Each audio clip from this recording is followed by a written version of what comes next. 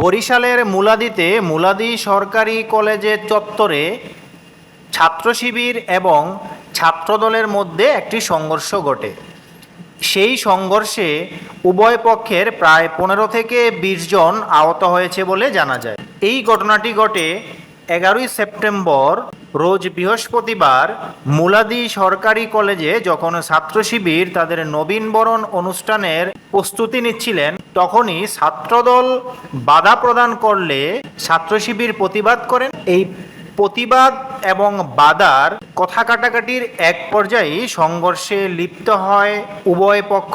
এতে ছাত্র শিবিরের পক্ষ থেকে জানানো হয়, কলেজ শাখা সভাপতি সহ তাদের 10 জনের মতো আহত হয়েছে, তাদেরকে চিকিৎসা প্রদানের জন্য হসপিটালে প্রেরণ করা হয়েছে। এবং ছাত্রদলের পক্ষ থেকেও একই তথ্য জানানো হয়, তাদেরও 5 থেকে 10 জন সদস্য আহত হয়েছেন বলে জানান, তাদেরকেও হসপিটালে নেওয়া হয়েছে চিকিৎসা প্রদানের জন্য।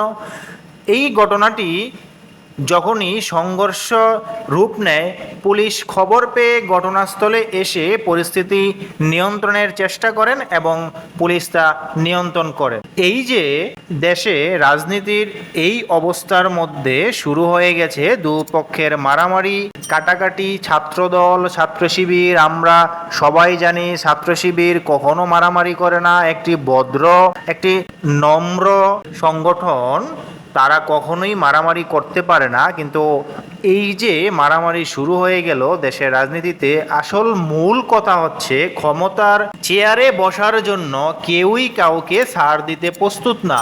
আমরা রাজনীতির মাঠে যা দেখি তা সবই হচ্ছে আমাদেরকে, সাধারণ মানুষকে মন বোলানোর একটা লেবাজ মাত্র।